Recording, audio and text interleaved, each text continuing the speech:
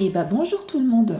On se retrouve aujourd'hui pour une nouvelle vidéo spéciale grade 12 et plus précisément dédiée à mon capstone et aux différentes formations que je vais suivre pendant l'année scolaire. Elles sont au nombre de 3 et comme vous avez pu le voir dans la dernière vidéo spéciale grade 12, elles portaient sur l'art-thérapie et sur la psychologie. Une d'art-thérapie et 2 de psychologie. Et pourquoi j'ai choisi justement de faire des formations d'art-thérapie et de psychologie? C'est parce que justement, je pense m'orienter dans le domaine de l'art-thérapie pour les années à venir. Et j'ai donc choisi Spirivi pour faire la formation d'art-thérapie. J'ai choisi Spirivi parce que elle est ultra complète. J'en avais choisi 3-4 autres. Mais Spirivi, c'était vraiment la plus complète, celle qui avait le plus de modules et qui était la plus intéressante, je trouvais. Qui était vraiment ultra détaillée, ultra poussée. Il y a 21 modules et chacun sont longs comme le bras. Et à côté de ça, du coup, pour aller avec l'art-thérapie, parce que il y a de l'art, certes, il y a de la thérapie, certes, mais aussi, il faut aussi comprendre en fait comment il va marcher le cerveau à l'intérieur. Et c'était le seul petit bémol de Spirivi, il n'y avait pas forcément plus de psychologie que ça. Donc j'ai cherché, j'ai trouvé sur Funmock et Coursera des formations de psychologie. Ça fait un beau combo et ça va beaucoup me plaire. Et donc, mon projet capstone originel, celui de base, il allait plus trop avec ce que je voulais faire cette année. À la base, moi, je voulais créer une micro-entreprise pour être exposante en convention geek, dans laquelle j'aurais vendu des posters et des stickers de personnages de la pop culture en chibi. Et ces mêmes personnages, après, je les aurais dérivés en référence cuisine, que j'aurais fait sur des tabliers, sur des torchons, sur des maniques, des accessoires de cuisine geek. Et je voulais aussi faire des capéfiques. Donc beaucoup de couture et beaucoup de dessins, mais ça allait pas trop avec comment l'année scolaire, là, mon grade 12, il allait se dérouler. Il n'y avait plus trop de rapport avec l'art-thérapie. Donc j'ai brainstormé pendant longtemps. J'ai trouvé the idée, mais vraiment celle qui est parfaite, qui garde le côté artistique, dessin chibi, et qui est en même temps relié à la formation d'art-thérapie. Et ce projet, donc, c'est de créer un jeu de cartes avec les 22 arcanes majeures du tarot, entièrement revisité avec des personnages emblématiques et que moi j'aime de la pop culture. Que ce soit du manga, du comics, du Disney, du jeu vidéo, des films, des séries, bref, pop culture. Ce tarot, il a pas pour vocation de prévenir l'avenir, non pas du tout, mais de devenir en fait un outil introspectif et créatif pour que chaque carte elle serve de miroir un peu symbolique qui va permettre à la personne qui va l'utiliser d'explorer ses émotions, ses forces et ses zones d'ombre à travers l'imaginaire geek. Et chaque carte sera accompagnée donc d'un texte introspectif avec un petit exercice à faire sur soi, ainsi qu'un texte de mise en ambiance. Et donc, comment est-ce que j'organise tout ça? J'organise ça sur Notion. Hop, je viens de passer sur mon ordinateur et je vais ouvrir Notion. Ça m'amène sur la super page d'organisation que je vous ai montré il y a 2 semaines. Je mettrai le lien dans la description pour ceux qui ne l'avaient pas vu. Je clique sur les cours, j'utilise l'écran tactile, c'est plus pratique pour moi. Hop, je mets en grand. Hop là, donc, projet capstone. Donc, vous avez ici l'idée de base, qui est à peu près le même speech que je vous ai sorti au début de la vidéo. C'est moi qui l'ai écrit, donc je connais. C'est qui. On va prendre une des 3 étapes que j'ai déjà. Donc, en cours, oh là, pourquoi ça je l'ai déplacé la dernière fois par erreur, voilà. Recherche personnage. Je clique, je mets en grand. Donc on voit l'avancement, c'est en cours. le cours projet Capstone, la date, du 1er octobre jusqu'au 31, terminé check pour ce que je l'aurai terminé, je clique et ce sera coché. Le type tâche et tâche check, c'est à peu près le même que s'il y a une différence près. Donc, ici nous avons les 22 arcanes majeurs, donc tous en coche. Alors, lorsque j'ai choisi quel personnage ira avec quel arcane, en fait, j'aurais juste à cocher, par exemple, on va dire, par exemple, que l'ermite, ça va être Maître Yoda. Je change là, j'écris Maître Yoda, Yoda, pas Yodo, pouf, et je coche. Après, je fais Z, parce que je ne sais pas ce que j'ai choisi. Voilà. Et chacun des arcanes a un rapide descriptif d'un peu ce qu'il est, de ce qu'il représente. C'est plus pratique pour moi. Et avec les notes. C'est important d'avoir des notes. Hop. Cette tâche-là, je l'ai mise en cours parce que ce que je vais vous montrer après, c'est que même si j'ai pas défini quel personnage va aller à qui, en fait, moi, je commence par choisir les différents personnages que je veux, de quels univers je veux, et après, je vais leur dédier à chacun un arcane majeur. Hop. On va aller dans la page mise en forme des recherches. Hop. Donc ça m'ouvre une nouvelle page. Ça, c'est la page Home. Idée de base.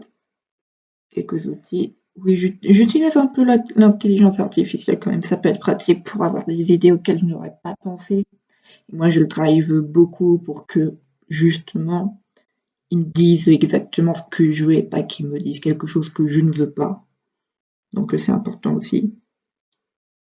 Par exemple, hop, là, j'ai une page sur les 22 arcanes majeurs. Hop.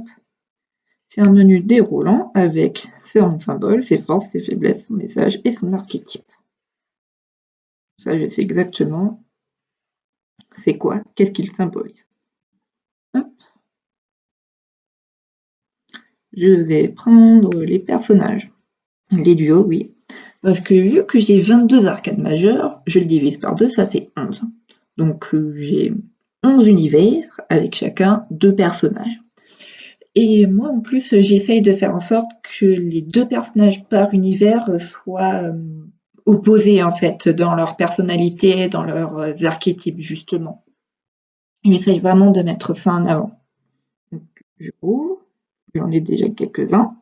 Donc on voit dans les Marvel, j'ai Loki, évidemment que je veux absolument, et Iron Man, et avec entre parenthèses Strange ou Captain America, parce que Loki et Iron Man, ils sont quand même assez similaires d'une certaine façon. Les deux, ils sont assez égocentriques. Les deux sont des magiciens, donc ils se ressemblent un petit peu.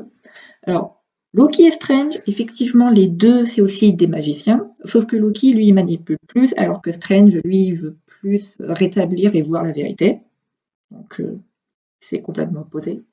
Et Captain America, c'est celui qui est là pour la justice, pour sauver le monde, pour protéger, alors que Loki, il est là quand il décide qu'il est là. Il en fait un peu qu'à sa tête. Ensuite, pour Mario, le duo, il était évident, Peach et Bowser. Ensuite, il y a Dragon Ball, donc Vegeta est le Tout-Puissant. Et Tout-Puissant, donc c'est le dieu de la Terre. Et même si le combo entre les deux est assez pertinent, je suis pas trop sûre non plus. Donc c'est pour ça que je pense à remplacer le Tout-Puissant par Gohan. Pourquoi Gohan? Parce que contrairement à Vegeta, Gohan, il veut pas se battre, il aime pas ça. Lui, il veut devenir un scientifique à la base, Gohan, en fait. Et Vegeta, il se bat parce que se battre, c'est toute sa vie. Et pourquoi Goku? Pourquoi pas? Parce qu'il est l'opposé exact aussi de Vegeta. Vegeta, il est fier, il veut se battre pour être le plus fort, certes, mais avant tout, il veut... il est orgueilleux, Vegeta. Goku, lui, il se bat pour le fun, en fait. Jamais il a décidé qu'il voulait sauver le monde, jamais il avait décidé qu'il ferait partie des plus forts de l'univers, de tous les univers. parce que justement il est hyper fort, il est hyper puissant, mais en même temps il a pas la grosse tête parce que justement il est un peu, comment on peut dire ça, il est pas simplé beaucoup, non, non, non, ouais, il est naïf, il est pas orgueilleux, il se prend pas au sérieux, contrairement à Vegeta. Donc c'est un bon duo aussi, qui colle très bien. Ensuite, j'avais Harry Potter. Donc, moi, je voulais absolument Luna Lovegood, parce que je trouve que c'est un personnage aussi qui est pas beaucoup plus mis en avant que ça. Et pourtant, moi, je l'aime beaucoup, Luna, parce que justement, elle représente beaucoup tout ce qui va être l'imaginaire, être un peu dans la lune, l'imagination. Et donc, moi, je voulais la mettre avec Fred et George Weasley, parce que, ouais, eux aussi, c'est des personnages qui vont très bien avec Luna parce que eux aussi ils sont ultra créatifs, ils sont hyper joyeux, c'est des soleils les deux. Mais justement ils sont pas trop opposés à Luna, donc c'est pour ça que je pense les remplacer par Bellatrix parce que d'une certaine façon comme Luna elle est assez dans l'imaginaire, assez dans la lune, mais plus fanatique, macabre, sombre, contrairement à Luna qui elle est plus vraiment la lune douce et bienveillante. Donc, d'une certaine façon, elles se ressemblent, mais elles sont aussi complètement opposées. J'ai aussi donc Senseiya, et moi je voulais absolument Iki, parce que c'est un personnage qui est hyper fort, et je sais quel archétype, quel arcane je vais lui donner direct. Je vais pas vous dire pour pas vous faire de spoil. Donc, lorsque j'aurai fini mon projet, bah, vous verrez, hein. Et je voulais le mettre avec Shura du Capricorne. Sauf que même si les deux ils vont bien ensemble, Shura il est plus dans la justice, même s'il a été trompé par le grand pop. Donc d'une certaine façon, il est un peu similaire à Iki. Donc c'est pour ça que je pensais le remplacer par Yoga. Parce que Yoga, alors déjà ce sont deux éléments qui sont complètement opposés. Yoga, lui, c'est la glace, l'eau, Iki, c'est le feu. Donc rien que ça, c'est diamétralement opposé. Donc c'était une très bonne raison de pourquoi je voulais le choisir. Et sinon, j'avais pensé au frère d'Iki, Sean. Parce que contrairement à Iki, en fait, Sean, il est gentil, il est naïf, il aime pas se battre, il veut pas faire du mal aux autres, alors que Iki, lui, il est un peu comme Loki, Iki, je me rends compte. Parce que il est là quand il veut, il protège qui il veut, il renaît quand il veut, il manipule un petit peu son monde. Il meurt plus d'une fois, sauf qu'il revient. Ouais, Iki et Loki, ils se ressemblent pas mal, hein. Ils se ressemblent pas mal. Petite analogie. Ensuite, j'avais Star Wars. Donc, moi, je voulais Leia d'entrée de jeu. Et Leia et Yoda, j'étais pas sûre, mais un sage, c'est toujours bien. Je voulais mettre ça, mais Yoda, j'étais pas sûre. Donc, je pense le remplacer par Palpatine. Parce que il est complètement opposé à Leia, qui, elle veut. Elle est l'opposé direct de Palpatine, parce que lui, c'est un manipulateur né, ils sont complètement opposés l'un l'autre, en fait. Donc aussi, ils vont très bien ensemble. Et Godobens, moi je l'ai pris parce que les deux protagonistes, Aziraphale et Crowley, rendent pas pour la VF, sont justement complètement opposés. Je vais pas vous dire pourquoi pour ceux qui n'ont pas lu le livre ou vu la série, parce que Godobens en fait c'est Terry Pratchett. Et il y a eu une série qui respecte énormément le livre, j'ai adoré. Et donc les deux personnages, Aziraphale et Crowley, sont complètement opposés, mais plus que littéralement. Donc c'était évident aussi qu'il me fallait. Et je veux du Disney, mais je n'ai pas encore défini quel personnage. Et peut-être un petit peu de Donjon Buck. Ouais. Ça peut être compliqué, mais ça peut être intéressant aussi. Donc je définis en fait les univers que je veux et au fur et à mesure les personnages que je veux. Voilà, ça c'était pour mes duos. Et au fur et à mesure que ça va arriver, que par exemple je vais définir Oui, bon, spoil. Ah, Iki. Hop, Iki, moi je veux lui mettre la mort. Ah, bon, le menu il est vide. Lorsque ce sera dedans, en fait, j'expliquerai pourquoi Iki il est pour cet arcane, pourquoi il lui correspond, mes idées d'illustration de la carte, de texte introspectif, du symbolisme de la carte elle-même, pas forcément avec Iki, de lecture psychologique, je veux dire, par lecture psychologique, je veux plus dire les éléments de la carte qui vont justement être en rapport avec Loki et avec justement l'univers, le symbolisme de la carte. Donc ça, je ferai ça pour tous les arcanes, les 22. J'ai mes notes.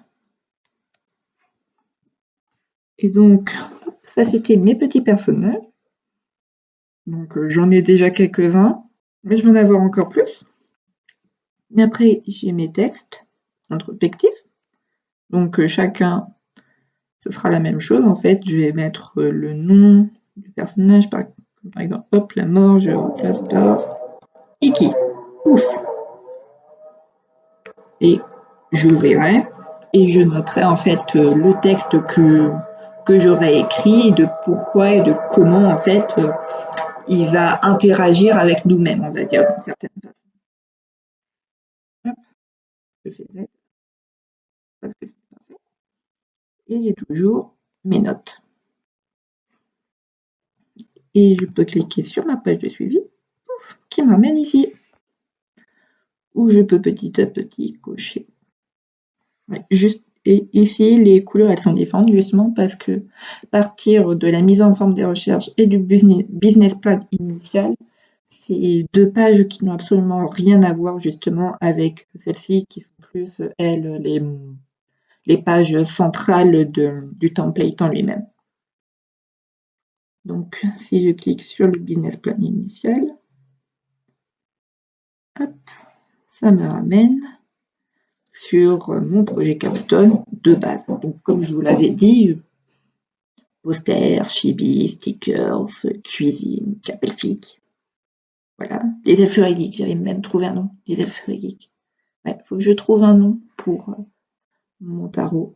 J'avais défini 27 personnages, 3 catégories, chacun avec 3 univers, chacun avec 3 personnages. Ouais, ça faisait du monde. Hop, pouf, jour. Vous voyez un petit peu ce que j'avais prévu à la base. Hop. J'en avais même fait certains des dessins. Donc je vais pouvoir les réutiliser. Par exemple, Vegeta, j'ai déjà le dessin. Loki, j'ai déjà le dessin. Kiev Peach, j'ai déjà le dessin. J'en ai déjà quelques-uns. Ça c'est pratique. Ouais, j'avais plusieurs temps. Donc mes business plans en pratique. Voilà, j'avais fait plein de tableaux. Aïe aïe aïe. Oh, j'avais bien bossé là-dessus. C'était une sacrée page. Ça avait été du boulot. Mais ça m'a été utile de faire ce business plan, même si au final, il est plus vraiment en rapport avec mon tarot. Mais je sais faire un business plan et je vais pouvoir le réadapter justement pour mon tarot. Bon. Je me rends compte que la vidéo elle est un petit peu longue. Je me suis un petit peu attardée sur les personnages à vous expliquer pourquoi celui-ci et pourquoi je pensais aux autres, leurs points communs et leurs non-points communs justement. Bon, comme ça au moins vous voyez, vous comprenez en quoi c'est pertinent en fait de choisir tel ou tel personnage. Donc je préfère m'arrêter là. On se retrouve dans une prochaine vidéo dans laquelle je vous parlerai de l'exit exam. Salut!